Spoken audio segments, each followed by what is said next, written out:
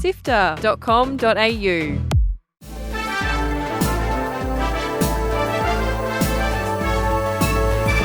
Hi, I'm Kyle Paletto. And I'm Fiona Bartholomeus. Welcome to Walkthrough, Sifter's weekly recap on the biggest news in video games. This week, bad luck for the turbo buttons as Xbox cracks down on unlicensed controllers. Each developers show their support for civilians in Gaza, and BlizzCon returns with new stuff for Warcraft, Overwatch and Diablo IV. Here's news for Sunday, 5th of November. Let's go. Join the Sifter community on Discord at sifter.com.au/Discord. BlizzCon, Blizzard Entertainment's regular convention in Anaheim, California, returned after a 4-year break and brought with it a stack of gaming news. Head underground in the next World of Warcraft expansion, The War Within, a secret underground realm that was there all along.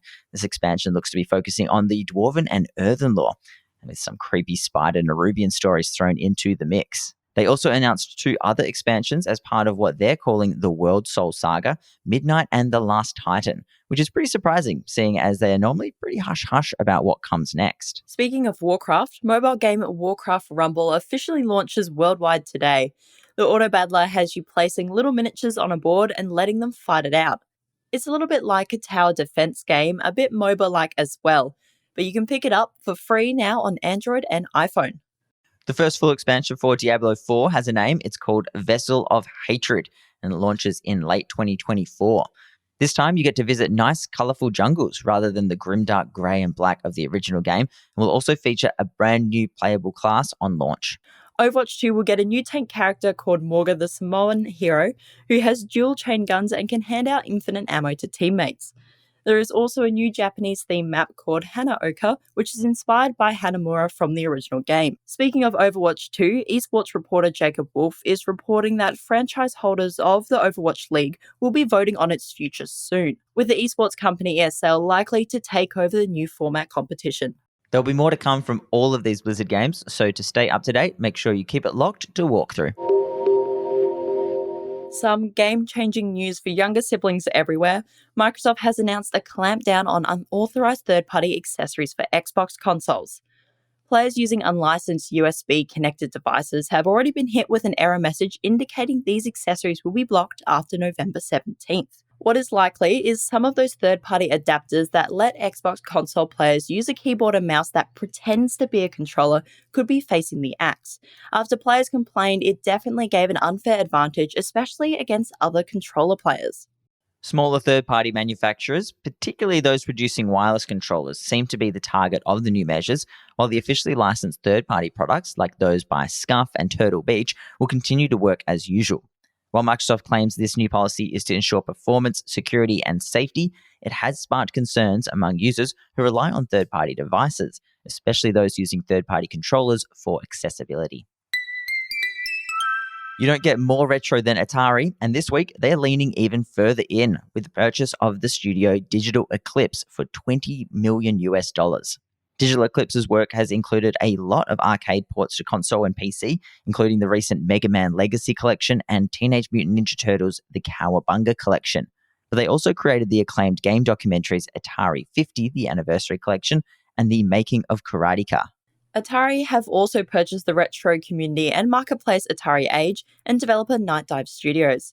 The company is really committing to its retro-focused work with the announcement of the Atari 2600 Plus, which sets you back about $190 Australian dollars. It contains 10 games in one cartridge, the classic joystick, and features an HDMI output to current TVs. Sounds like there's a lot on the way for Atari, and it'll be great to see what they do next. Developers on Itch have launched a new collection of games to raise money for medical aid for Palestinian civilians in the Games for Gaza bundle. So far, the fundraising effort has been a big success, quickly surpassing its initial goal of $10,000, like really surpassed it. At time of writing, it's sitting at a massive $280,000. This bundle was organised by Esther Wallace of Oak Grove Games, but the community of developers have a good history of donating their games for good causes. The charitable bundle offers a collection of around 256 indie games, TTRPGs, soundtracks, and interactive novels for just $10 and will be available until the 9th. If you need some recommendations from the bundle, check out the spellcasting TTRPG Inventing Incantations, or Beat Saber, Hyper Gunsport, or the multiplayer game Orchids to Dusk. The Souls-like RPG Lies of P has been revealed to be getting a sequel after the huge success of the game. Ji-won Choi, the director of the game, announced that sales hit 1 million copies in October and let it slip that a sequel was already in development.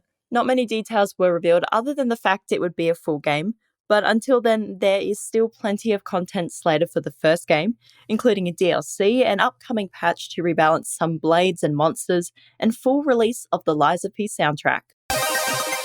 If you've clocked Marvel's Spider-Man 2, you might have noticed a couple of familiar names in the credits. Firefly fans in particular were thrilled to see Nathan Fillion and Alan Tudyk voice characters in the game. But while they got a credit, it didn't say exactly who they were playing, until some people with an ear for voices found our two heroes. Spider-Man! Oh, you're not going to believe it. Or maybe you will. I bet you've seen some things. This guy, right here, my man, he saved my life. Right? It's true. You should have been there. When those monsters, when they started showing up everywhere, I saw them cornering him at his bodega. And yeah, I distracted them long enough for him to just get on out of there. And then I got on out of it. Nobody at the bodega tried to help me. Not even Kyle, and he's always going on about, I go to the gym. But this guy did. If you want to find these two and check out some of their lines, head to Tio's on the northern side of Little Odessa. In other Marvel news, Insomniac's Spider-Man 2 director, Brian Idaha, confirmed that the upcoming Wolverine game, also made by the studio, would be in the same universe as the Spider-Man games. Idaha said they made a decision not to put any extra Easter eggs, though, in this game to let the team have time to cook. And Bungie joins the long list of studios who have sacked their developers, with around 100 or so, or approximately 8% of the studio, now without jobs. It includes Michael Salvatore, a composer who had been with the company since before Halo, and Lorraine Lees, who designed the original Halo logos, and many other senior devs. In a letter posted to the Bungie site signed by the Destiny 2 dev team, the studio acknowledged they'd lost a lot of the players' trust and noted the feedback and concern from players. Whether the game can recover from this point remains to be seen, but we'll follow what this Sony-owned studio does next. That's it for the big headlines. Here's what's coming out over the next week. Get your sports nerd on this week with Football Manager 2024. Chart your team's rise with enhanced tactics and immersive gameplay. And if you played last year's edition, you can even transfer your progress to keep the winning streak going. That's coming to PC, Switch, PlayStation 5, and Xbox Series S and X on the 6th. The Invincible is a return to the walking simulators of the early to mid-2000s with a stylish sci-fi mystery set on a forbidden planet. Based on the novel by Stanisław Lem, it's out on PlayStation, Xbox, and PC on the 6th as well. Step back into the shoes of Kazuma Kiryu in Like a Dragon Gaiden, the man who erased his name. Sneak through the shadows of Osaka and Yokohama in a story set between the events of Yakuza 6, The Song of Life, and Yakuza Like a Dragon. Pick it up on PC, PlayStation, and Xbox on the 9th. Cruiseneer is a dungeon-crawling restaurant management game where you fight through areas collecting ingredients for your next dish. It's got a cute art style for those Anthro fans out there. You know who you are. It's on the menu for PC players from the 10th. And also out on the 10th is Call of Duty Modern Warfare 3. Not to be mistaken for Call of Duty Modern Warfare 3 from 2011 though. Expect the same intense multiplayer with remastered maps, new weapons, and kids yelling profanities into your headset. It does look good though, and I'm keen to get stuck in when it comes to PC, PlayStation, and Xbox this Friday. Articles to read, Videos to watch. and podcasts to listen to. Sifter.com.au. This has been Walkthrough by Sifter. My name is Kyle Paletto. And my name is Fiona Bartholomeus. If you're looking for something to listen to now you've reached the end of Walkthrough, why not check out our review show, Drop Rate? You were on the latest episode, weren't you, Fiona? That's right, and we get back into the swing of things with Marvel's Spider-Man 2 on PlayStation 5. Hosted by Chris Button and featuring great games journalists such as RFE, sharing their thoughts and feelings on the newest games. Search for Sifter Drop Rate in your podcast player now. Look for the green icon. That's Sifter and Drop Rate. Sifter is produced by myself, Carl Paletto, Adam Christou, Daniel Ang, and Chris Button. Mitch Lowe is senior producer who edited this episode, and Gianni Di Giovanni is the walkthrough script editor and Sifter's executive producer. Thanks to Brian Fairbanks from Salty Dog Sounds for composing the walkthrough theme tune, and Audio Technica Australia for their support of Sifter's podcasts. We'll be back with more news next Sunday.